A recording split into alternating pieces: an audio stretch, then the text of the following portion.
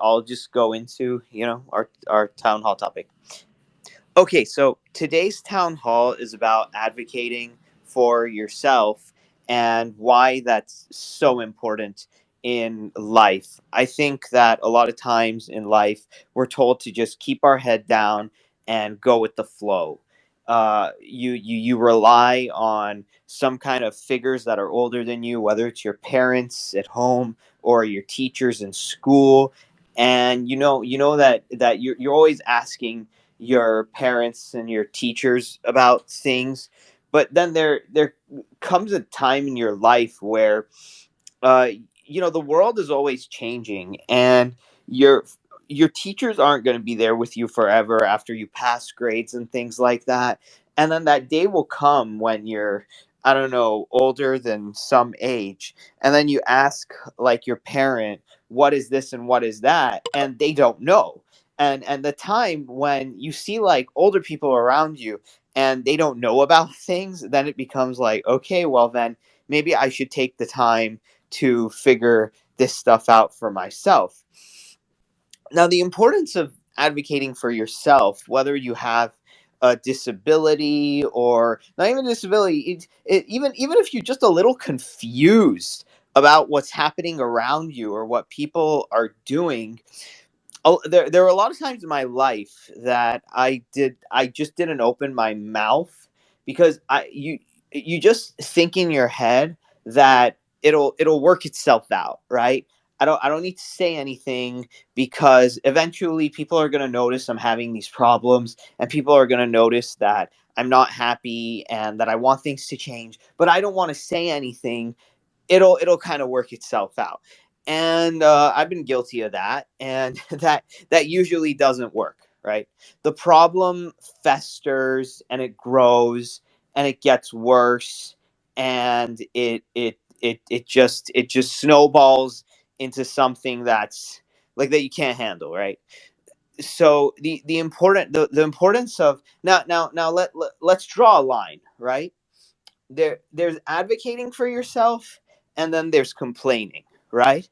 So basically advocating for yourself is saying that there's a problem and you're looking for a solution to that problem. You're saying you're confused and you're looking for a way to like get through the confusion. You're looking for a way to clarify things. Looking for a way to clarify things and addressing a problem is not complaining. Complaining is just getting angry about the problem without wanting to solve the problem, right? So if you always want to complain, it's not helping, because like, okay, like you've already said what the problem is. What are your ideas? And then it's like, oh, I have no ideas. I'm just gonna get mad. You're not helping anybody. You're not doing anything. And we see this with a lot of, this is what I hate so much about political tribalism. It's just people getting angry at problems and wanting to demonize, and never taking those next steps to say, what are we doing to solve this? What are we doing to remedy this, like thing that we're going through? So again, the importance of advocating for yourself is that even if you're naturally a shy person, and it can be a little tough sometimes, is that you really got to understand that closed mouths don't get fed, right? And even if you think it's going to cause a little bit of conflict, I suggest that you don't worry about too much, because you're probably blowing it out of proportion. That maybe you're going to ask a question and they're going to think you're ignorant or foolish or dumb, and then they're going to label you, or you won't look as professional, or oh, you don't want to bother, or something like that. Whereas the but if you get it out of the way right then and there, it usually works out better than if you just wait and you wait and you wait, and then you never open your mouth, and then a day comes when that person you were working with, or that company, or that relationship that you had, they're going to go, why didn't you ever tell me, right? and it's so late into that game that they're actually going to be like more frustrated that you never said anything or addressed it, and then you have these thoughts going on in your head that if I address it, it'll piss them off. When sometimes in reality, it's like if you did say something in the beginning, they'll appreciate it more than if you just waited and waited and waited, and then the problems start to fester and get worse. And then you see it's kind of like, let's say like, you're, I don't know, let's say like, someone's dealing with like a problem that you've been through before, and it's really getting them frustrated. And then like you're like, oh, I can tell them, but they probably don't want me to bother them. And then they'll think like, you knew about how to solve this the entire time and you never said anything. And you're like, well, I don't want to bother you or something like that. No, it kind of, I've had that happen. I thought that way, and it bothers them more when you don't say anything than if you did say anything. So with that, I think I'll give a little bit. Actually, let's go to Jason. He has a hand up, and then I'll go Bryce. You probably want to say some stuff because you're a Sure, co-host. sure. Go ahead, Jason. Yeah. I'll keep it simple, but it reminds me of that day spa that I've been with for 21 years. And I'm a male, right? I'm a male therapist, and I work with all females. And the owner is female. And there was always some kind of internal struggle, like on Twitter. Like, I do kind of stick to myself. I don't let people get really close to me. And if I do reach out, I'm very particular in who I do that to. But when you work in a group of people like that, some of the people, they may take it the wrong way. You know what I mean? And I sometimes wondered if the owner of the spa at the time, now she's not the owner anymore, she's now retired. But I sometimes wondered, is like, does she have the ability to explain to these people just to back off me and let me do my job? Or was she part of the problem? You know what I mean? I guess Right. maybe if that question could go unanswered, because I think I know the answer. Right. So that's the thing you got to know is that if they are like bothering you, make it known to them. But then at a certain point, you also have that thought in your head is like, if I make it known to them, will they think any less of me, or will they want to like say that, oh, you have no right, like, this is a team effort or something. So yeah, it's a fine line to walk. But I just hate companies where they're or corporations where there's a culture of, silence and fear. That the worst people to work for, I think, are the people who, when you have a suggestion or when you have an idea, they hold it against you for speaking your mind or saying something. That's not a good culture. So Right. yeah. No, I mean, but yeah, we were talking, Ariel and I were talking about it before, and he's had many spaces, right, where he's talking about, like, he likes to talk about the disconnect between his K through 12 and then his college experience, and then how that doesn't translate neatly to the workforce. And that's absolutely true. And so, I mean, I'm a tech person, right? That's my career. So I always think of things. I like to think of things in networks. So I think of like two networks. There's a knowledge network. That's like building up like what you know. That's your education, your certification, the resources you go to build knowledge. And then there's your people network, and they're equally important. And I mean, this is something. That's where I think the failure is. It's like it's not what you know, it's who you know. It's like that's not really true. I mean, you can't be incompetent, right? I mean, you could be incompetent and get some opportunities, but you'll usually wash out. So the answer is it is what you know and who you know. It's both, but you have to have both, because you have one or the other, it's not going to work out. You can have people who are brilliant who just don't know how to find the opportunities, and or you have people who can talk a good game but they can't deliver. So you have to have both. But advocating for yourself is key, and part of that is just building your people network. Your knowledge network's one thing that you can handle all yourself. Your people network is like All like every person, every business contact I have in my like my address book, and I have a little write up on each one of these people and what they did for me and things like that. And it's shocking how many times I've gone back to that, even months or years later, to get like some things worked out. I mean, knowing people is important, and developing that is important, and through that you have to advocate for yourself. That's the process, right? Reaching out to people, making a connection, following up with a phone call, developing a relationship. That's all advocating for yourself, because you're telling people who you are, what you do, and how you can help them, or how we could have business or even friendships or whatever. It's people networking is key, and it is difficult because not everybody is great at it. It is a skill, and I think maybe if Tanya speaks at some point during this space, I mean, she's a marketer, right? And that is all about relationships. I mean, sure, she sold product and things like that, knowing her story pretty well because I've heard it a number of times. But it's like, whenever I think about that, is that is people networking at its finest. It's like she's about connecting, making connections with people, understanding what they do, understanding how maybe she could help them, or maybe you just accidentally stumble into relationships that are very profitable, things like that. But it's you have to.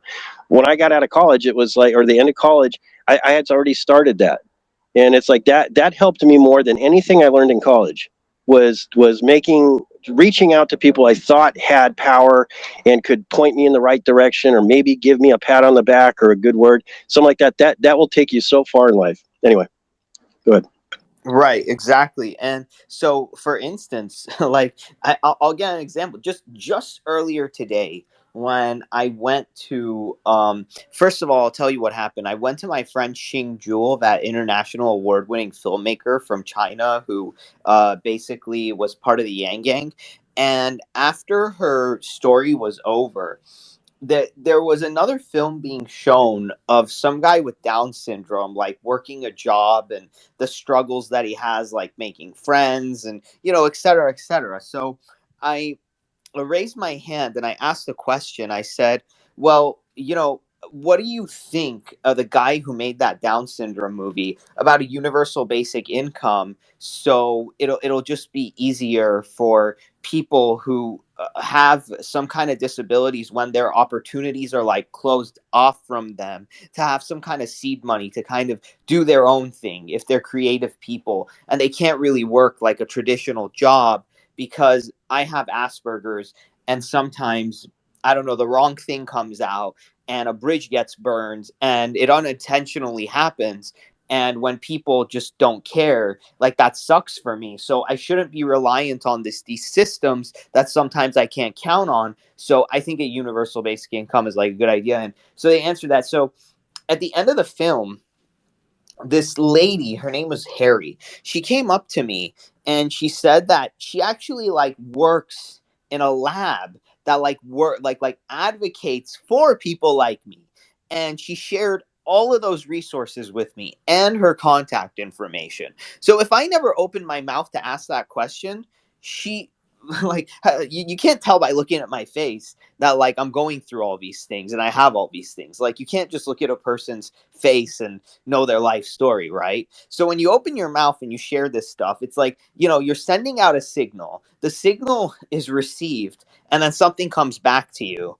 But you have to send out that signal first, or else nothing's going to come back to you, right? And that's what I do when I open up these spaces, right? So just today, I called her and I told her how I feel on this job that I'm doing. And I think, and she, she gave me the idea that I could quite possibly become a consultant for companies when they get people who are on the spectrum, or who have this, that, and the other thing. And I mean, like, talk about advocating for yourself. I advocated that, like, I'm a good loyal worker by taking that picture of my Geek Squad shirt and the van, and I mean the car and that picture, and I said I'm proud to be in this job.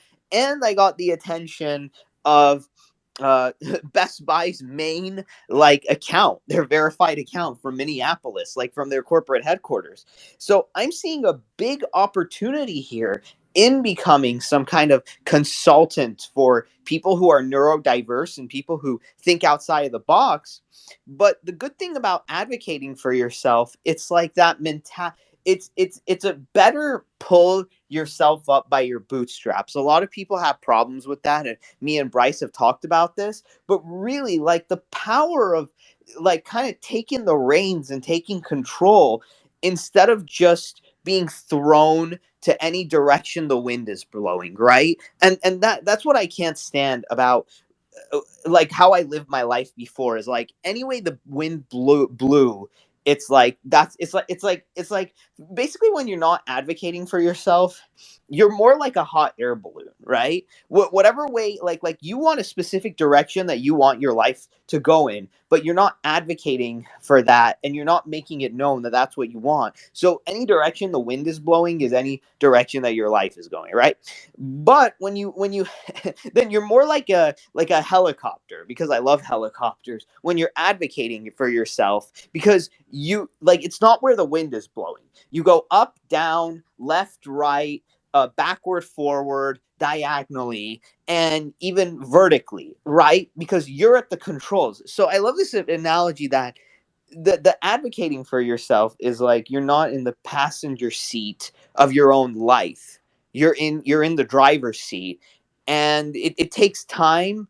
It takes a level of knowledge, but if everyone just learned, like, that thing, and I have a passion now for advocating for myself because of all the, like, I've been through traumas, I've been through betrayal, I've been through all this shit, and it's like, look, I don't want to take this anymore. So I want to send that signal out into the world and make my intentions known, so no one can say, like, oh, you never told us anything, or you never did what you were supposed to do, and all this stuff. Like, I don't want to look back at the end of my life and think to myself, I could have said something, or I could have done something, and I didn't do that, right? So that's just me.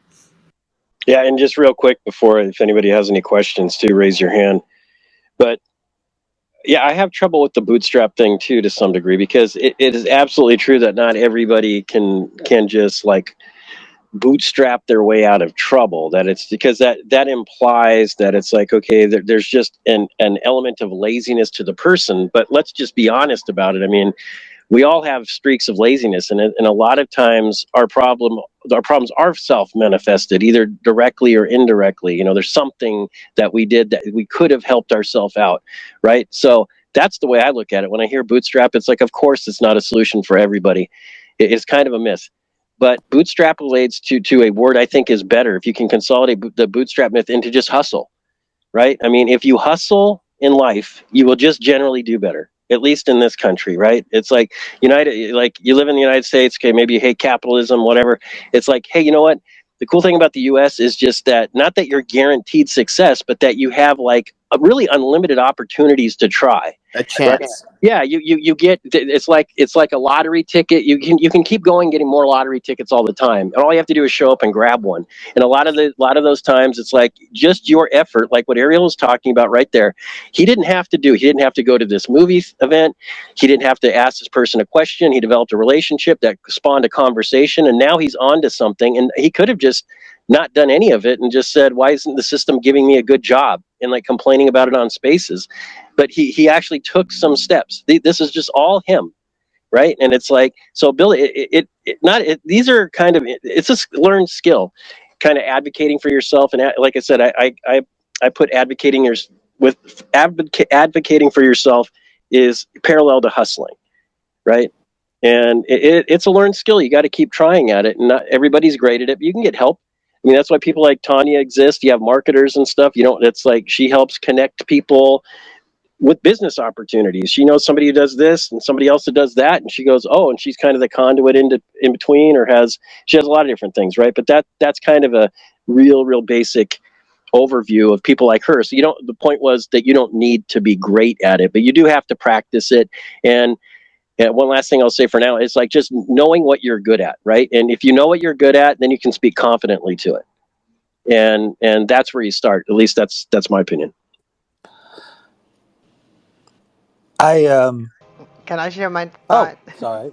Sorry, go ahead. Go ahead. I'm sorry. I haven't been on Spaces much. Hi, barbecue. Barbecue. Hey, Hey, welcome. how's it going? I just learned. I think it was this year the origin of the term "pull yourself up by your bootstraps." it's I think it's a 19th century discussion or anecdote, and if not ever since it came out, but certainly in the past generation or so, the idea is like, hey, somebody fell down and they grabbed their bootstraps, and then they were able to stand up again. And that's not actually the origin of the anecdote. The origin of the anecdote leaves out a key word: pull yourself up by your bootstraps. Originated as pull yourself up into the air by your bootstraps. The whole term is he was basically advocating for people who were living like stray dogs and being told, hey, you just need to work harder, is like telling them, hey, if you just grab your bootstraps and pull hard enough, you'll be levitating in the air. You can basically, if you just pull on your boots hard enough, you'll be able to fly. And it's funny that it seems very much like the old It's anecdote about a against the person. laws of physics. Exactly, and you kind of touched on it there, and I think it's really interesting when you hear people who are pro hustle also talk about universal basic income, in the sense that if people have, if people aren't in a literal gutter, if they're not literally fighting over scraps to keep from starving that day or sleeping on a bed of lice that day, they won't actually lose their ambition. They won't get lazy. As Right. Yeah. the argument, it seems to have existed for a long time, is that if you advocate for yourself, there's no way to do to so that's what it, let me restart there, is that advocating for yourself and networking are, they're kind of the same thing, but I think of networking as kind of just the innate human instinct to build friendships, build Yeah. community. And advocating for yourself is really more just what you hear from your parents. Hey, you have to stand up to the bully. Right. That when someone comes along and wants to treat you like livestock, you have to say, no, I'm not livestock. I'm a person. You don't get to treat me that way. No matter whether it's in a social situation or an employment situation. And it's tricky because the employment situation, let's be honest, telling people no, you're not allowed to treat that human like livestock, it's kind of a new thing, relatively speaking, to recorded human history. It's kind of a new thing in recorded human history to say no, you can't treat that Right. person the same way you Right. treat a goat. Well, you see, We're still like, trying to figure that out, how we're going to deal right. with that. You see that that's why I think it all has to do with negotiating power.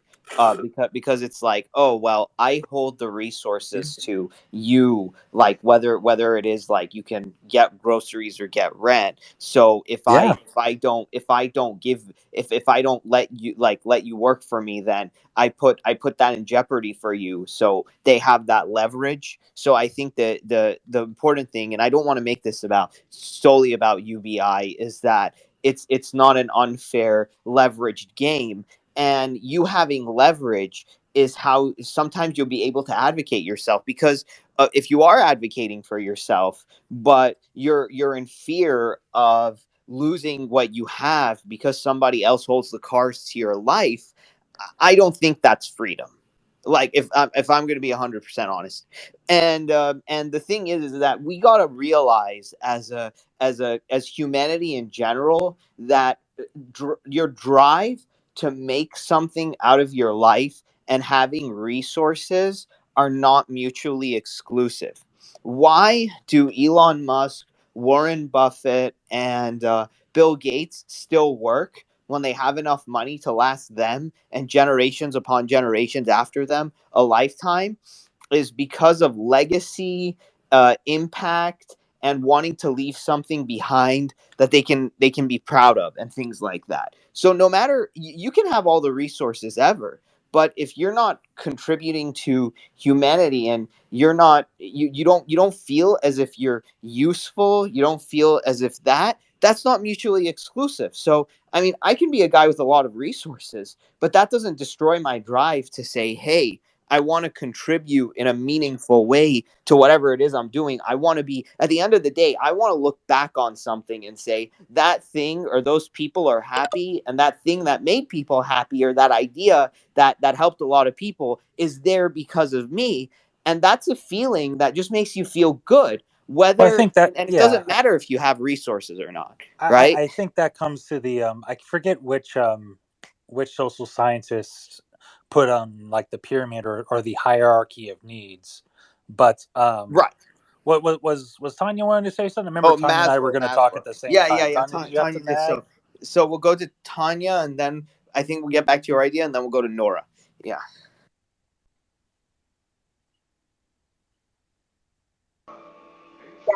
Yeah, I always make this analogy. If you don't advocate for yourself, and I think you guys have heard me say this.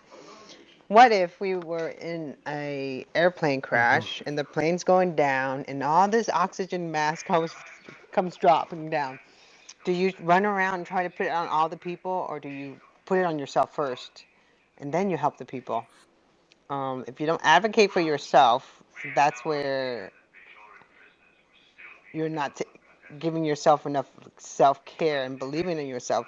So if you think of that, whenever you feel like you can't do something or you don't feel like you're not able to accomplish something, think about what I just told you. So if you can't advocate for Right. yourself, If you can't advocate for you can't yourself, advocate for right? others. Exactly. For other, and that's the problem that we see, is that people give too much of themselves at any one point, and then they have nothing left. So it's like, if you're not helping yourself, it's harder for you to help others. So Yeah. it's kind of like a cup that's like if your cup overflowing, then more can be given to like others and stuff. But if your cup is like only has a little in it, and then you give a little, then your cup has nothing. So you always want to make sure that you have a stream of like good relationships, good friendships, and good income. And then when you feel that stability and you feel that level of like, you're not in that desperate like stage where you're desperate, then you can easily kind of, give to others. But like, I don't want to say that, because sometimes desperate, times call for desperate measures. And maybe even if you don't have like a ton of things, you can still find a way to help someone who's struggling, even if you're struggling for yourself. But I think for the optimum results, you want to make sure that when you have that stability and confidence and happiness and steady kind of like income flow or whatever, then you're in a better position to help others. But you don't have to have all those things and just say, oh, I'm not like 100%, so I'm not going to give anything. If you're at 90%, you can give a little. If you're at 80, you can kind of. But when you're at like 10 or 20%, it's not as easy, and it's not that it doesn't help you as much, right? Yeah. So What now we're kind of getting into the sociological theses here, in terms of, you say you can't pour from an empty cup. right, I think a lot of people, they find themselves telling their friends, "Hey, stop trying to pour from an empty cup," and they find themselves being told by their friends, "Hey, stop trying to pour from an empty cup." And I'm not. And you say, "Hey, if you have enough, you should hmm help other people." And I wonder sometimes if we're going to get any real empirical, objective data on whether right, people who said, "Oh, that person is greedy," or "Oh, that person is a sociopath," if they're kind of suffering from a kind of PTSD, in the sense right, that no matter how much they have, they're still going to be haunted by the fear that they're almost in the gutter, and right, that perpetual fear of yeah, ending up in the gutter is why they keep other people in the right, and gutter, that because can be from it's either like you have to be in the gutter or I have to be in the gutter. right, right, and There's no way that we can both be out right, of the gutter. right, and that can come You, from like early childhood yeah. traumas and things like that, Yeah, and but there's all also that. evidence that says, like, it's not even if you haven't had that trauma, that some kids are just, from the get go, that they're people who are wired without empathy, who literally, as soon as they're born into the world, everyone else around them is either Is a a toy that pawn, doesn't like move or a toy that right, moves right, around. yeah, and yeah, yeah. and your concern for their well-being is completely dependent on how they If can immediately gratify right, what exactly. you Well, want. I And mean, there are it's a hard thing to test. that's So, narcissism, well, sociopathy, right, we think we understand these things. right, Again, we're still basically trying to understand how not to do Right. what Yeah. kind of I So think those so features. It's so like so if you were a sociopath, you would kind of, in a right. certain So sense of the word, and you would survive also better. You would survive better just if you were willing to enslave the people who were right, underneath you. right. You would pass on your genes because they would be dead, and you would be, you would have five, quote unquote Well, wives that's to why pass on. we gotta advocate, unfortunately, kind of against these people. We gotta advocate for ourselves in the way of making fail safes to prevent people like this from getting positions of power. All people like this are attracted naturally to positions of power, right? So that part of advocating for the for yourself and advocating for those who are kind of downtrodden is advocating for a fail safe to make sure that these people don't end up kind of getting too much. And before we kind of went over there, I also wanted to say, just really quick, and I'll go to you, Nora, is that I want to say is that, right? Like sometimes when you're working and you're coming from like a broken home and a bad kind of situation, and you're feeling a lot of stress at home because let's say your washing machine is broken, your fridge is broken, or something is happening and you hardly have any food. When you go to work, you can't give that work the level of attention and dedication that it needs because you're struggling with these things at home. So it takes up a lot of bandwidth. You're going to be at work and you're going to be thinking about, when I go back home, I'm going to a home that's like messed up, and your mind's going to be there and it's not going to be in your work. Whereas if your home isn't broken and you have a good relationship there and everything is good there, you can give your work more of the dedication that it needs to get, right? So it's not rocket science. I don't know why we have like so many kind of like people out there that think like, oh, lazy this, lazy that. No, when resources aren't properly met, like the basic needs, it's not laziness stopping the people from working. It's the whole idea that they're thinking about these needs that aren't met while they're working, so that has a deleterious effect on their work. And with that, I'll go to Nora. Go ahead, Nora. Yeah, so the thing is, Elon Musk is already the richest man on the planet. Why does he keep on investing and like playing the game? I don't think it has to do with legacy. Maybe it has to do with human nature, and that we never get enough of anything.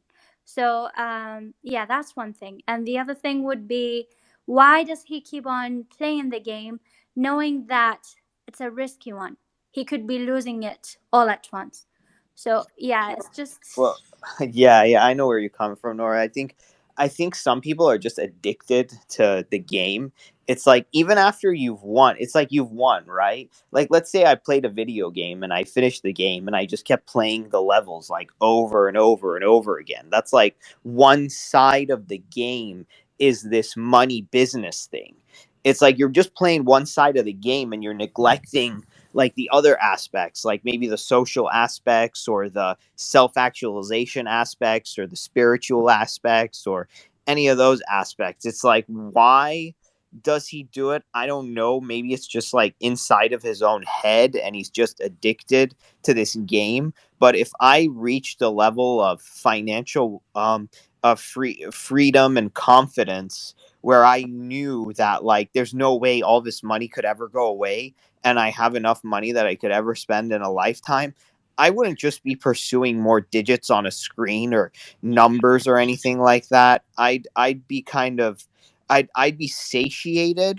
And I think that's it. I had a whole, actually I'll send it to you. I had a whole podcast on satiation, and it's like an all you can eat buffet, except it's with money. Like just because you go into a buffet and it's all you can eat doesn't mean like you're gonna stuff your face and just eat everything that's there. And unfortunately, some business people just do that with money. And at the same time, if I go to an all you can eat buffet, I'm not going to say, well, the sign says all you can eat. So you see this like bucket of like Caesar salad right here. I'm just going to like pour it into this bag, the whole bucket that the restaurant has, because it's like, well, I mean, technically it said all you can eat and I can take it home. And like, it's just ridiculous. And it's kind of like, that's what I see with these hoarders of extreme wealth. Hoarding is like a mental disorder. People hoard files on their computer. They hoard, like, you ever one of those houses where you see all those like boxes and stacks of like silverware or electronics or this? It's just like that, except these people and their wealth. So I don't know. I can't answer. I'm not in their heads. So with that, I'll go back to Gen Y. Hi there. Sorry, I'm still getting used to the hand raising system and the muting system. I got muted when I was talking there. My mic turned off somehow. But I guess that kind of goes back to what we're talking about in terms of why are these people seem to be suffering from PTSD? Why are they so greedy when they have enough? I think you can kind of see it here in these spaces where we're kind of right now juggling between, hey, is this somebody who's on the journey with me, or is this somebody who's fighting for their turn at the mic? If you ever read in school the Lord of the Flies and how the kids had to pass around a conch shell, a big snail shell, decide who was talking at any given time, to show that more than really wealth, prestige, or what do they call it, clout, is as important, and money is just a way to get that. We can see it here whenever we're talking to other people using Twitter. We're all a bunch of nobodies here. None of us are even as good as the worst makeup influencer on YouTube, but we still want to feel that when we talk we're being listened to, not that someone's just waiting for their turn to have the conch in their hands so that they can talk. I think we're seeing a lot of that connection now because of the changes in technology. You could see it before, when printing presses became much cheaper 100 years ago, and you can see it now. And going back to the topic of advocating for yourself is as important as networking. It makes that the point too, is that you have to say, like, for instance, Ariel, I understand you created this town hall. Thank you for bringing everybody here who wants to talk to each other about the world together. I appreciate that, and I'm sorry if I started talking too long. I hope you don't mute my mic soon. but but where we're seeing it now, we're seeing it in real time. We're seeing in real time a complete change to the human experience brought about by a completely Yeah. unprecedented technology. So So it is important to advocate for yourself, both in just, hey, don't pay me less for the same job, as, hey, don't think that there isn't mhm. enough mic space for both of us. We can Right, we right. we don't And, have to fight for position at the podium right. complaining about how and much and life and sucks. also I want to say, like, also like sometimes, and this isn't a jab at anyone, but being succinct is important too, because we have, like, we had a whole life skills talk about that, but I don't know where I put it. But yeah. But yeah, so the important thing that I wanted to say is, like, yeah, clout chasing isn't exactly advocating for yourself, right? That's like a narcissism thing, in a way. And part of advocating for yourself is that if you see that a topic or a person is constantly sucking all the oxygen out of the room, and there are different things that need to be addressed, you address the fact that it's not okay that this certain, clout chaser or certain person is, it constantly sucks all the oxygen out of the room, and you can't get out what you need to get out, right?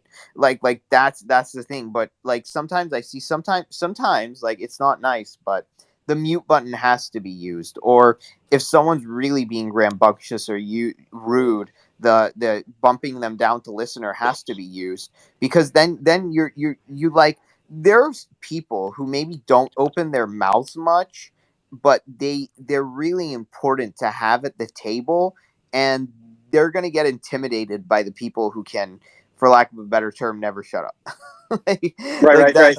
Yeah. Right. No, but in this case, like Jen, no, it's just this is like a timed thing. It's like we're going an hour, maybe 60, maybe 90 minutes or something like that too. So it's just trying to keep the flow going. Nobody's trying to like kneecap you or shut you down or oppress you or anything like that. No, we're just trying to keep the conversation going, going, going. Oh, So I totally get it, and I appreciate that.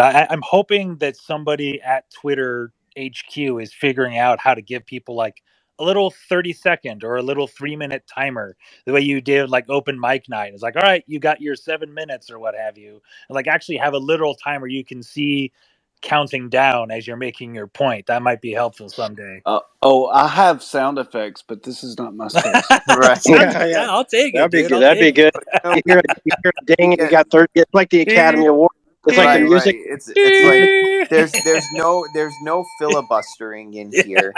And the interesting thing is like, someone's talking for like 4 minutes or five, and then you say, and then they're like, oh, don't interrupt me, don't interrupt me. It's like, no, buddy. It's like you don't get to hog, right? It's like you come across those people that are like, don't interrupt, don't interrupt. Well, if your point's taken like 10 Yeah. minutes, it's Yeah, like no. an hour Yeah. space, right? Yeah, Yeah.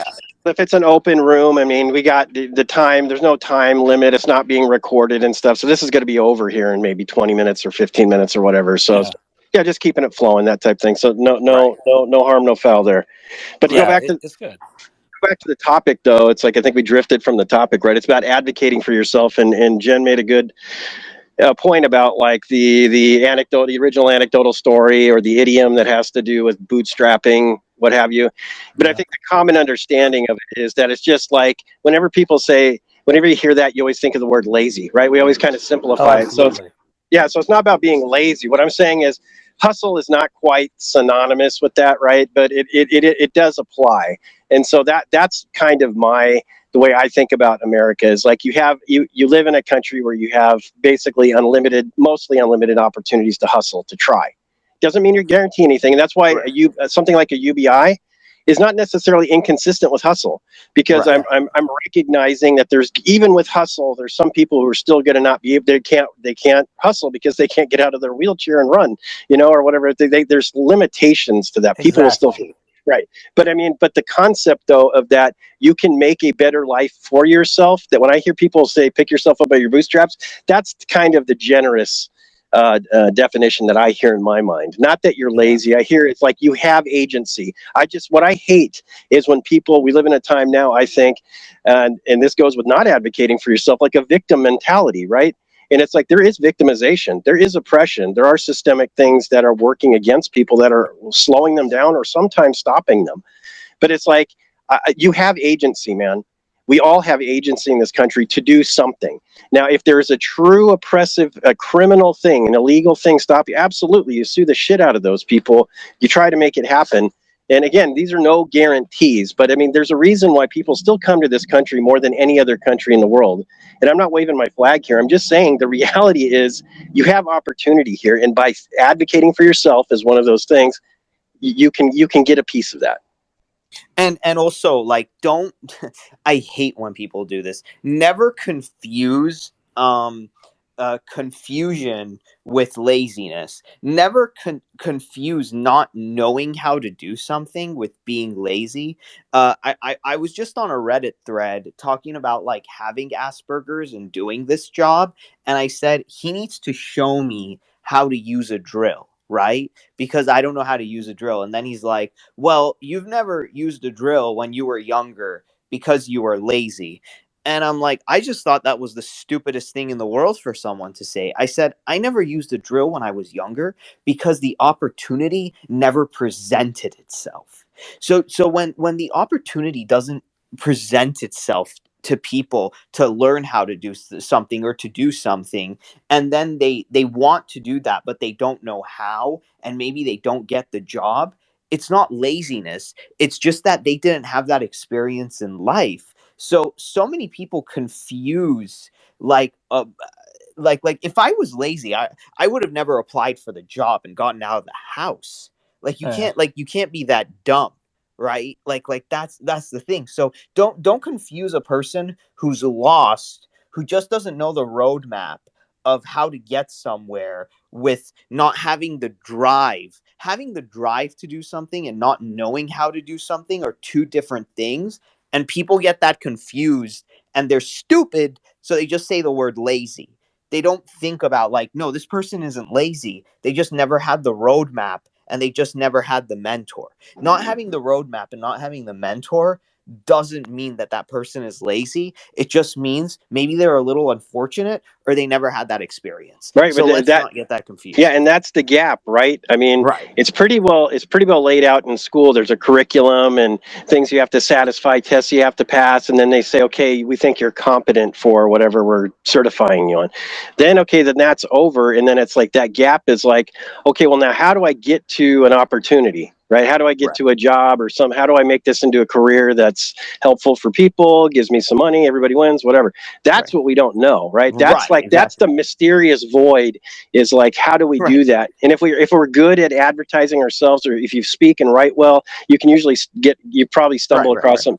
But I Yeah, mean, yeah, that's what we're missing. there's a lot of untapped potential in our country because people just don't have a roadmap or a mentor. So if we want to tap into that potential and that skill and that intelligence, we have to provide those roadmaps and mentors and not call it an entitlement. Anyway, with that being said, I'll get to the Rev. He has his hand up. Go ahead. Thank you. With all this being said, how does one go about asking for help for advocacy? Well, yeah, like that's the thing. Sometimes it's not, sometimes it's very confusing, isn't it? Like that, like who do you know that can help you? Is it like an uncle? Like I know when I like send letters out to like Congress people and senators, they give me like an autoresponder. So it's just like this half-assed, like we're thinking about it, but like here's an autoresponder, and it's never something genuine. And I think like that's part of the problem too, is that do you know that like you're advocating for yourself to people who actually give a damn, or are they pretending to give a damn? And if they're pretending to give a damn, you call them out on that shit. Now if you have like a whole hierarchy of people who are supposed to be helping you but they're just pretending and they don't care, then who can you talk to about that?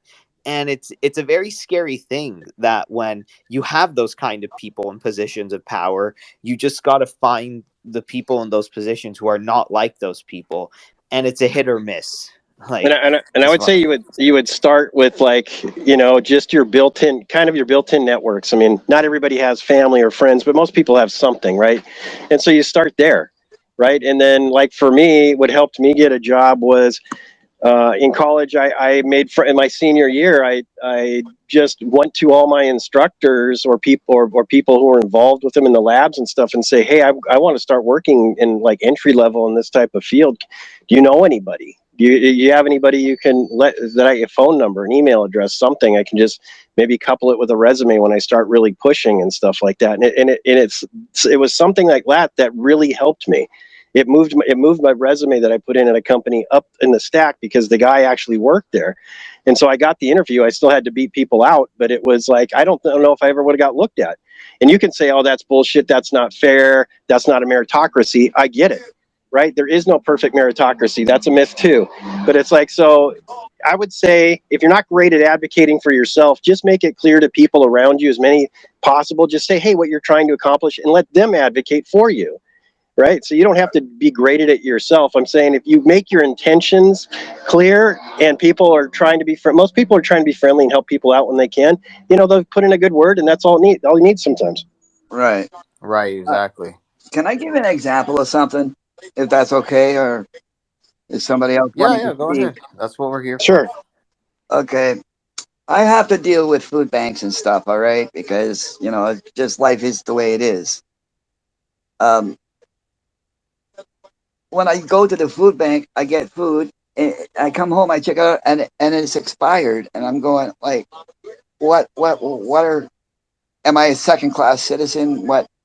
You know, how am I supposed to feel with this? I mean, I'm getting food banks are there to help people, yes, but does it mean that they have to give out expired food and stuff like that? What state do you live in? I live in Canada. Oh, oh, different I mean, country. Okay. I can tell you this much because I have a little connection to this because I've done like some homeless outreach and some Right. community stuff out here in LA, and it's like, yeah, a lot of times they're getting these things from stores that are like right on the cusp, right? Like canned foods and stuff like that. I can tell you that even if they're past their expiration date, canned foods they can go months and months and months, and it's still okay. It's kind of a freshness thing. It's with like Right. if they're giving you meat that's expired and stuff like that. I mean that sucks. But I mean, it's like, yeah, you are getting like these are donations, right? So Right. it's like you're going to get things that are right on the cusp. So it's not that you're a second class citizen. It's that it's hard to acquire these things because these food banks are usually nonprofit organizations too. So they're Right. just getting what they can and pushing it out the best they can. That's my experience anyway. Right. Uh, Um, I think yeah, like for me it's so do you ever tell the food banks this or whoever's in charge? I haven't because I'm not well. I'm kind of I've never really advocated for myself. Um, all I know is that I used to work in a carnival and all this stuff when I was younger and stuff. I did have experiences. I got things crossed off my bucket list. But as far as advocating something like that for myself, I'm a very proud person, and sometimes I find Right. it Yeah. hard. So that's what makes it hard, right? Right. All this stuff, right? So that's it. You just kind of got to get over that pride, and I think it's just like it's like a matter of that, or like if you're too afraid to go it alone. Maybe if there's someone else at that food bank, be like, hey, look, like, are you getting expired food too? And they're like, yes. And then like, oh, are you too? Yes. It's like, okay, like go to I don't know who like the leader of the provinces over there or what they're dealing with or what's on their mind or what agenda they have. I don't know, send like a whole bunch of emails, you and your friend go to that food bank and just like overwhelm them or something, and then they'll pay attention to it. So yeah, so like I said, like ironically, like closed mouths don't get fed. So Right. you got to kind of because they they don't they probably don't even look at the dates on the cans or anything like that. Maybe that's it. Maybe they're like, sorry, this is all we can do for you, or maybe they're like, oh, we didn't notice that. So Right. right, because sometimes it's just a matter of like, oh, they didn't notice that, but if you don't say anything, Right. nothing's gonna happen. So right. Let me see I if could I definitely just want use to the say help. What I'm saying is, I could use the help with stuff like that, and I'm right. scared to ask for it because like I'm in my 60s. I've lived my life basically. You know what I mean? And Yeah. and I don't want to go down as hungry. You know what I mean? Like, does that make any sense? Yes, it makes a lot of sense. Like I don't know what the policies are in Canada. I mean, I Right. live in the States. I've never had to like deal with that kind of stuff. But yeah. So I just want to say hi to Stewie. He's a good friend of mine from like really really long time no see. So I know you have your hand up, Nura, but I'll let him speak and then I'll let you speak if you don't mind that. Thank you.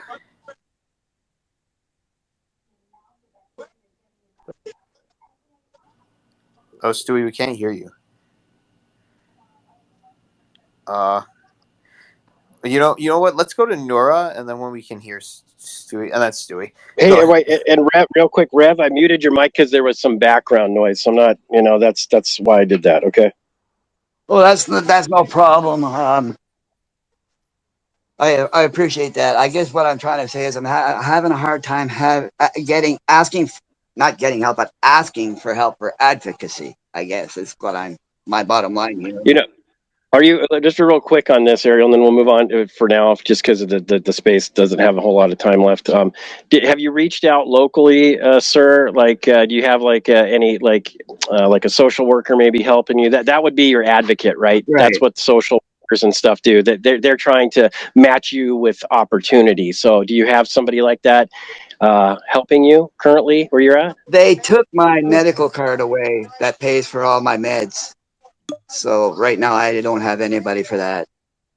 but there's no, I don't know how it works in Canada. There's no province or Yeah, like county. yeah, There's a county office you can call and say, hey, I'm like financially challenged right now. I can do like paperwork you fill out, so you could be like on somebody's file that they follow up with you. I don't know about your specifics with your medical card, but do you have like a point of contact, like a person? I could go to the member of parliament probably. Yeah, that would be right there. Yeah, I would dig like that. I That's would. it. Yeah, Right. start there. There's got to be. I would imagine. And I mean, look, like if you have like for me, like I love like getting a whole bunch of people together and just saying that like this is like screwed up and this needs to be addressed. Right. But I don't know who you know, so whoever's having the same problems that you have, just like create a coalition or something, right? Sure. Something like that. I mean Yeah. that's my suggestion. Oh, I'm not asking for any help from here. I'm just asking how I could get help. That's all I was. Yeah, I Right, would right. say, Oh, sir. okay, okay. No, Yeah, yeah, yeah. No, it starts with look, like we're just random people on Twitter right now, right? Right. But some of these people I've known for like a long time. But here, it's funny how a lot of people like bottle it up to the actual person that they're supposed to talk about these things with, but then they go to other people and talk about it, right? Yeah. So I don't know why that's so in human nature, because maybe you have a little bit of shyness when it comes to the actual person causing the problem to actually like talk to them about it, so then you go to like other people just to like get it out. But I would just suggest going to the source, right, and advocating for yourself at the person who's the source of whatever they're supposed to be Hey, providing or giving, hey, real right? quick, Rev, so we can move here. on. Oh, Real quick, Rev, so we can move on. It's like I have followed you, so yeah. I mean, if you're having trouble researching it, if you tell me like what city you're in Canada or whatever like that, I'm pretty good at. I mean, I'm an IT guy, so I'll do some research and try to help you find some people you can call if that would be helpful. There you go. Look, like you I just did it appreciate right that. here. I appreciate that. hey, You It took a just lot out of me to come up Rev. with this. You know what I mean? Like, right. Huh. Man, that's fine, brother. Yeah, Well, it was on topic. Let's just yeah. say that's that. fine. Yeah, you So go. Can, hey, let's go to Stewie. barbecue Go ahead. Ariel. I'm Hi. just gonna say one thing real quick, Rev. I was wrapping pallets for food bank 30 years ago. Right. Now I support them pretty heavily. So Right. if you need help, again with barbecue, Yeah, if you can, I followed you, so you can DM me. If you could take like pictures of like spoiled, produce or things that you're having problem, send them to my DM. And I'll work that up the ladder. I nice, promise you that. nice. There we See, go. Appreciate There. that. See. It's just so appropriate. I, Just so I'm on about to cry topic. right now. And it's like in action. It's like working right here. It all starts with sending out the signal. Like I said, Right. send out a signal people don't know. And just by looking at your profile pic, I would have never been able to tell that you were having this kind of problem. And nobody's a mind reader, so good job. Let's see. Like, let's go to Nura. She has her hand up. Go ahead. Yeah, so I agree with Bryce. I think he said you should be sharing your goals with everyone you think is going to be of great help. But I don't think you should be sharing your goals publicly in a way that attracts hate, attracts people who will hinder your progress, who will actually hate for you to get anywhere you want to go. So, Jealous, yeah, envious people. yeah. So you do want to share your goals, but with people who can help you, who want to help you. Right. I sometimes people have this like bucket of crabs mentality. It's like if they haven't found something that they love, and then you come out with like, "Oh, I found something that I love," and they're like, "Well, screw you," and then you're like, "What? Why would you say that to me?" Because they haven't found it, right? So, but here's the thing: like, if I'm in that state where I feel like I've hit a bit brick wall, and like all the things that I'm working on aren't going anywhere, and someone is like getting successful, I wouldn't hold it against them. I would say, well, then how did you get successful? Like, what did you do? Especially if a person wants to share their accomplishments with me and is in that happy mood, then I'll just say, well, this person can be an asset to me, even if I am stuck in a rut. Who cares? Maybe I'm stuck in this rut. Maybe they're out of that rut and they can help me get out of it too, and we'll both win. I don't know, like it's just an outlook thing, right? I mean, like if you know someone from high school, like a high school friend who's doing really well, let's say like they have a vacation home, and they tell you about it. Instead of being jealous, say like, oh, can I come, can you show me the vacation home? And they'll be like, yeah, sure.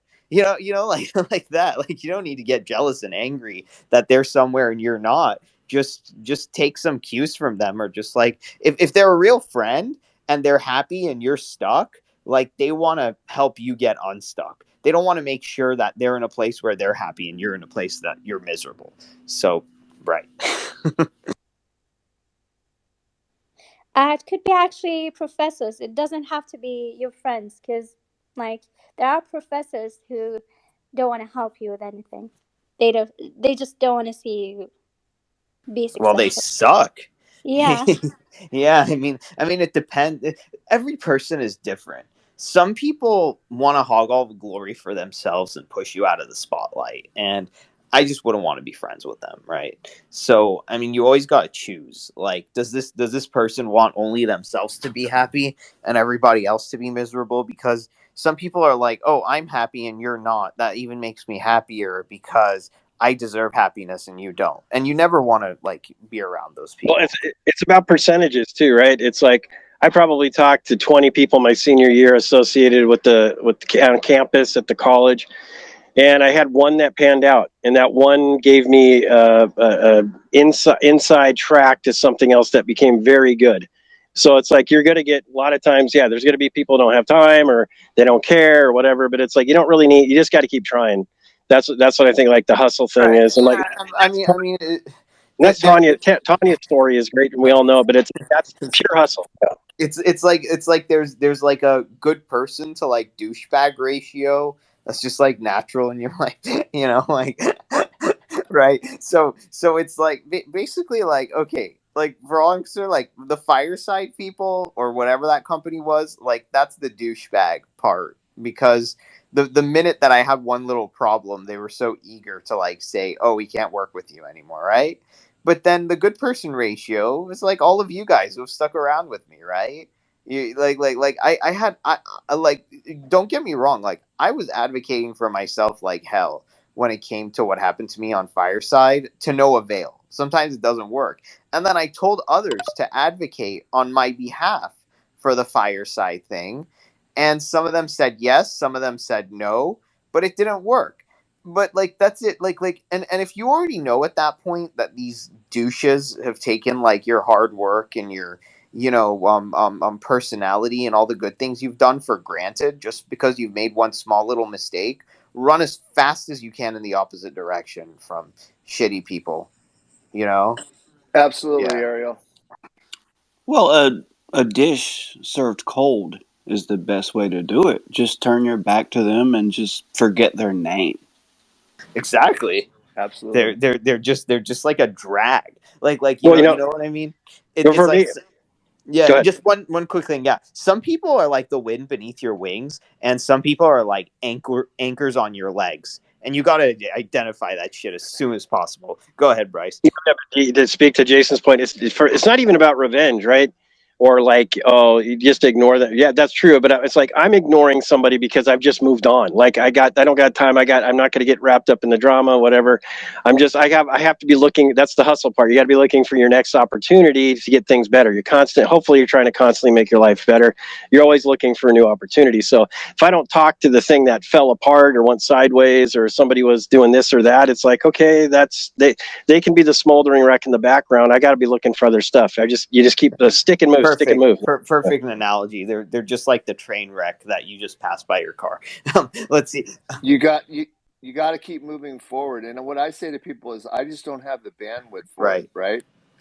For all the negativity, and I try not to, anytime that, especially in my profession in business, if I'm at odds with somebody, I have to leave it amicable, but I don't have to like that person. Yeah.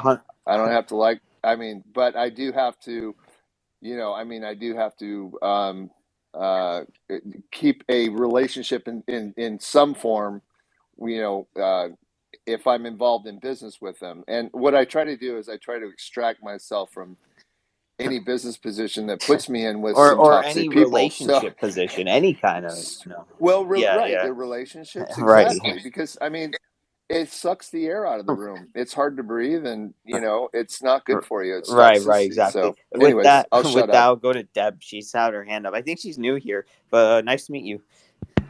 Nice to meet all of you too. I'm new to your group. I've been doing a lot of spaces and met a lot of really great people. My comment is for the young woman who was talking about the professors in her classes. It's worth noting that professors, generally speaking, don't see their job as being there to encourage you. By and large, they see their job as weeding out the least capable. And college, whether it's at the undergrad level or the graduate level, it becomes about weeding out. And that is what professors will do. If you're looking for encouragement, don't be in college because you won't find it. I'm not trying to be Debbie Downer, but that's been my experience. They are not there to be supportive mentors. We would like for them to be, but very few actually are. So you have to take your kudos where you find them, but don't look for them in your professors because you're not going to find it. Their job is to hopefully move along the best of the best. So you have to not look for their encouragement. Look elsewhere for it. Professor Ariel has a new name. There we go. There we go. Like I'm the one who actually does care. So you can, you can talk to me. But it's like if I'm paying you all that money, then I expect you to care. But like that's all. But I know exactly what you're talking about, Deb. And I mean that's why that like I'm not implying they don't care. right. What I'm saying is I don't know that it's your job to move someone along. It's the student's responsibility to move themselves forward and to keep learning. Your time is limited, and I'm sure you have a number of students at various levels. And the process isn't to take your weakest student and try to move them up the ladder. Your job is to move along those who are the most capable. Right. And that sounds harsh, and I don't mean it harshly. My point in saying to her is look for the encouragement elsewhere because not every professor is there necessarily to be an encourager and a supporter. Right. And also like I know like this sounds like terrible, like college isn't for everyone, and advocating for yourself to go in some kind of like different program, whether you're learning a trade or you just want to like be a manager at like a retail place or something like that. You know that like it's kind of another topic, but advocate to the like whoever it is that like, hey, this program or this learning or academic style of learning is not for me, and it should not be shoved down anybody's throat and stuff Well, like that. But what she said is, and don't feel bad about saying that, is brutally honest, and that's something we talked about earlier. You might have missed it. I think you joined the room late. Was about the disconnect between, you have your knowledge network, that's what you learn in college and your trade schools and whatever, and then you have your people/business network that actually gets you employment, right? And so Debbie's absolutely right that K through 12 was never meant, or even the college system, to feed the labor market. So you have to be an advocate for yourself or have somebody advocating for you what skills you do have, trying to help you make connections that are going to get you these opportunities. And that's where we're woefully missing. Is it's this kind of neutral zone or this black hole that exists, that you're out of college. What's that space between I'm out of college or done with my education, and then how am I getting a good job employment? There's that's not well defined, and there's really no government agency that's there to help you do that, or you know what I mean? Right. That's where we have to advocate for better programs to get this here. I mean, for God's sake, it's 2021, right? Yeah. So with that, I'll go to Luna. She has her hand up. Go ahead, Luna. Hey guys, I just want to apologize firstly when I had the spy where I was probably going. I don't know if it was in your space, Ariel, but I was I just don't think feeling it was. so unwell. I was feeling so unwell. I think I shouted at someone in one space, and I was just like, Oh, oh god, okay. so embarrassing. But yeah, it's just I'm trying to. I'm gonna work with my psychologist to try and get like That's okay. kind of like plans Yeah. for people so they know what to expect when I start Right, right. to But self anything to do destruct. with the topic? Yeah, something to do with the Yeah. topic. So, basically, like, so when do you think it's, because we had a college professor who's been great in terms of getting us jobs and things, and, Mm. but I think it's a bit inappropriate because he's been like partying with us, like taking drugs with us, and then, he dated one of the girls, and like, I Wow. think, is that bordering on inappropriate? Like, should I be worried about this guy? Most likely, yeah. But That I think, that's not bordering on inappropriate. That's grounds for dismissal for that professor. None of that should be happening ever. right. But like, yeah, yeah. Some people cut corners. They don't follow the rules. I mean, whatever. But people don't mind if those people cutting corners and not following the rules are getting them opportunities. But this is an ethics thing than more of a advocate for yourself thing. So, yeah. Yeah, so I mean, this is it. I'm kind of thinking of cutting contact with him because I mean, I just think it's the whole Yeah. thing is just it feels I inappropriate. mean, if the person is toxic, usually people getting you opportunities that you didn't earn in like a very, very unethical way get in trouble, and you get in trouble with them. So I Yeah, Yeah, would to be me, very exactly. wary of that, that. that Yeah, yeah, that yeah. scenario, like there's like some unspoken strings that might be attached or something. That I'd be weirded out by that too. I guess. Yeah. Right. Yeah. Yeah. Exactly.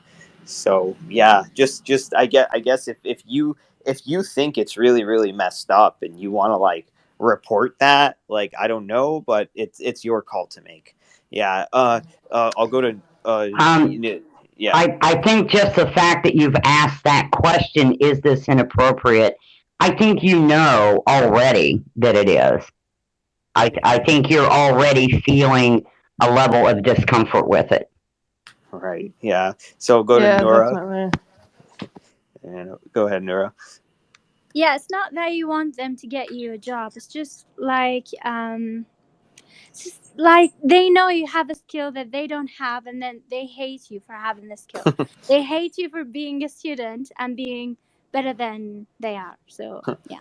That yeah, that's a whole nother can of worms. But yeah, well, I mean, those people just suck.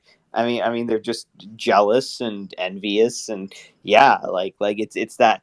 Yeah. You know, it's funny.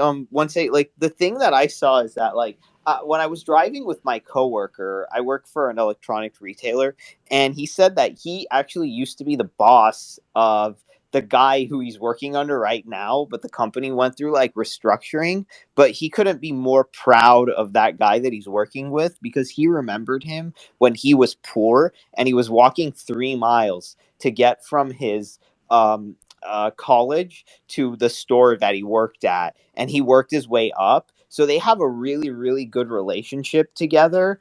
And then I sent him a text. I said the student has surpassed the master, and he sent me a little a thing of Mr. Miyagi stroking his beard. It was really funny. It was like that, but they still like each other. They're still friends, and they still talk to each other in like a really cool way. So like that was good. So if like the whoever these college professors that you're talking about are, Neura, like I wouldn't give a damn. I wouldn't give them the time of day. They're not going to stay in your life. So who cares? Just get through what you got to get through, and then go on to something better, and they can just be a distant memory, and that's that. Right. I'm sorry, but you just don't party with your college professor. It just doesn't go over well, and and I don't know. Either way you look at it, it does not go over well, and you do not want to put yourself in that predicament because you know I actually had a college professor who asked me what grade should I deserve to get, and it was kind of weird, and I was like thinking, I should have told him an A, but I told him B because I kept missing my exam because I was working and I was running late all the time. So I'm like, yeah, B. So he gave me a B, and then it turns out he gave everyone in the class whatever they wanted, Then he got fired. So, to make a long story short, you never know when it comes to the college professors, but don't put yourself in a Right, right. situation. I'm just Yeah, saying, yeah. you know. Go ahead, Luna. But this is a true life story. I didn't make this up. It's for I real. believe it. Go ahead, Nora. I mean, no, Luna. Sorry, my bad. Yeah, Tonya, this is something I was discussing when I was in translation. You set your own rates, and when we're talking about women getting underpaid, actually a large part of that is we don't ask for enough, and this is exactly what happened to you. Like, you didn't ask for a high enough grade. Like, you should have just asked for more. You know. Yeah, I do that all the time. I used to think of it that way, but then, the craziest thing is when I just start looking at like either making money off of a project or helping my friends, and I like mix all that work together. So I don't make a lot of monetary thing, but I have a lot of like I feel good about what I do. So I'm empowered all the time. So sometimes I don't really it depends where you're at and what your company's looking to do. I like to create content, so I keep busy, and I don't make a lot of money, but I make decent money, but I have a lot to show, and so people who are looking to hire me, they're impressed that I have so much content. They don't need to know that I didn't get paid for it, but hey, I make good content. That's it. No, like Tanya's like a master of not just advocating for herself, but advocating for people. Like she's been an advocate for Brent, and I know for like so long, and she's been an advocate for me. She's like one of the best advocates to have. Like that's really cool. Like that's because like I think Tanya's cup is like that overflowing cup, and it doesn't matter if like it flows to other people. It's all just like good energy, right? Yeah.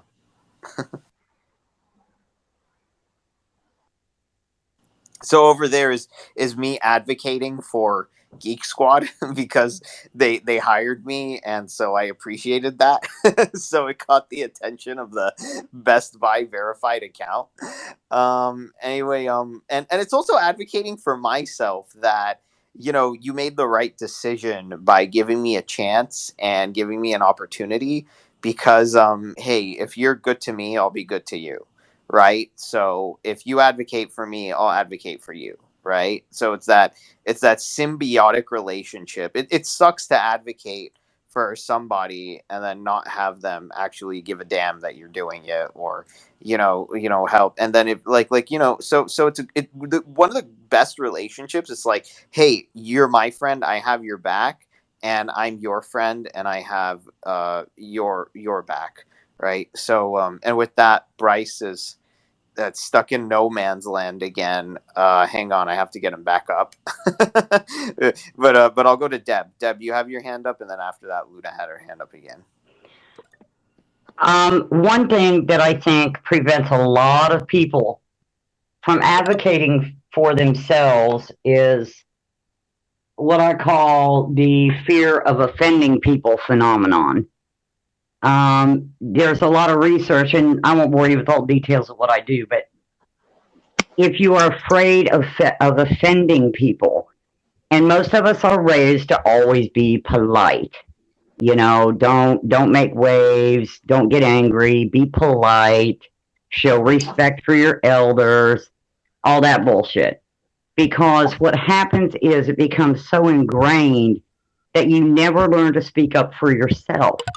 And the research revolves around victims of crime, that so many times we put ourselves in positions of abuse or positions of downright danger out of fear of offending someone. And I think that makes it hard for people to advocate for themselves. I learned very early that if I was ever going to get anywhere, I couldn't care about offending people. And I still don't care about offending people. I do it probably way too much. I'm too good at it. But I think advocating for yourself becomes far easier when you lose that fear of being offensive, and then you become able to advocate for other people on their behalf, people who, for whatever reason, can't advocate for themselves. I work with a lot of disabled people, and they're not able to advocate on their own behalf. So when you give up that fear of being offensive, and I don't mean turning into this rude, hateful person. I'm just saying when you give up that fear of confrontation, of possibly offending someone, you don't find yourselves in positions like with the professor who's wanting to party with everyone, asking the students out. Some of that is the fear of offending. And I think it becomes far easier to advocate for yourself and then move on to advocating Exactly. for others. For sure. And I honestly think that we've gotten too sensitive, and people just read things the wrong way.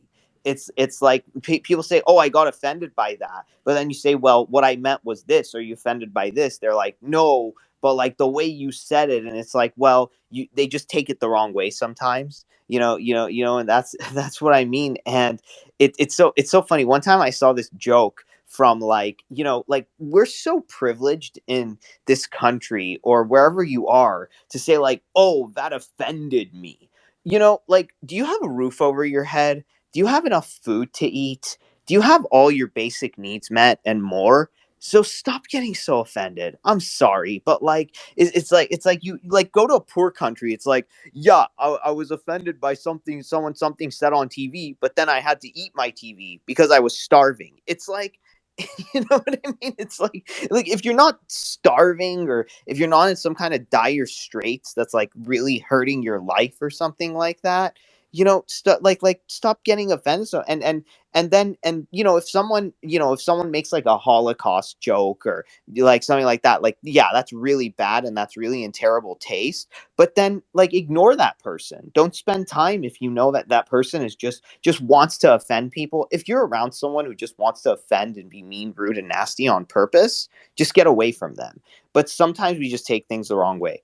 So I'll get to Luna and then Deb again.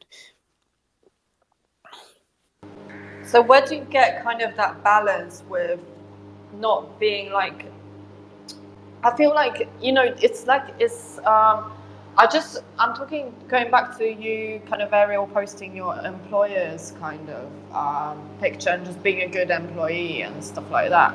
I mean, really struggle to establish like good relationships with employers where I'm kind of this confident person advocating for myself, and at the same time advocating for them and meeting what I'm supposed to be doing in my job and just being a good Right. employee. And I really struggle to get Yeah, these relationships. it's my fifth day on the job, and my thing that I'm doing.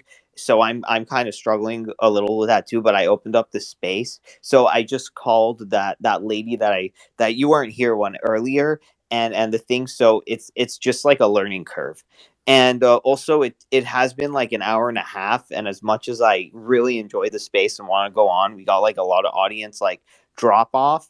So Deb, I'll let you speak, and then quickly, maybe like a final thoughts, and then we'll just wrap it up from there. My final thought is I think the best policy when advocating for yourself is to follow your gut instinct. If something doesn't feel right, if it's causing you to question things, if in the back of your mind you've got a red flag or a red light flashing, follow that instinct. I just had that happen about 15 minutes ago.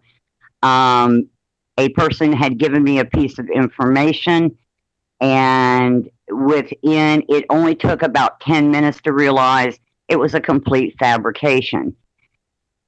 For one split second, I thought, I'm going to be polite in ending this conversation. And then I thought, the hell with polite.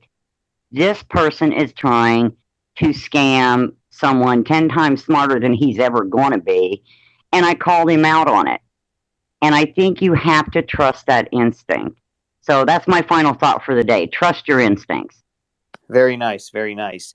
And the best thing about advocating yourself is that the people who don't care about you are probably going to push back on that, but I don't care about them either. But the people who actually do care, it's like they're going to appreciate you advocating for yourself if they're your true Mhm. friends, right? Yeah, So the thing, and it's like, we're all people. People just see like a face, but they don't see our life experiences. So I think kind of right. advocating yourself is giving people that instruction manual that they need to use when they're like engaging with you, and it just makes things like just simpler and more convenient. Like I don't care, I don't care if you know about my Asperger's or my quirks or what I have problems with, because you're just going to have an easier time engaging with me. And if you want to know something about me, I'm not going to get offended.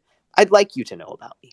No, That's that's it. a good that's a good attitude. I guess my final thought here too, real quick, is just know what you're good at, right? I mean, there's so many people, like Luna was talking about, she doesn't feel confident sometimes in certain situations. Like I felt that way too, like early in my career, but I got to a point where I could kind of sit down and self-reflect, and it's like, just be honest with yourself. I'm good at this, I'm not good at that. You don't have to be great at everything. I think there's always pressure in society, right? Like you got to be excellent at everything, and well, whatever. No, you have strengths, you have weaknesses. Know your strengths, and then when you're advocating for yourselves, when you're like, hey, I know I'm good at this, or I feel I'm pretty good at this. I think I could add value with this. That doesn't have to be a job. It could just be like how you're going to contribute to some relationship, right? You know what you're good at, and you know what you're not good at. And I think once you get that solidified, it's a lot easier to advocate for yourself because you know what you have to offer. Right. Okay, Jason, final Yeah, that thoughts. was great advice.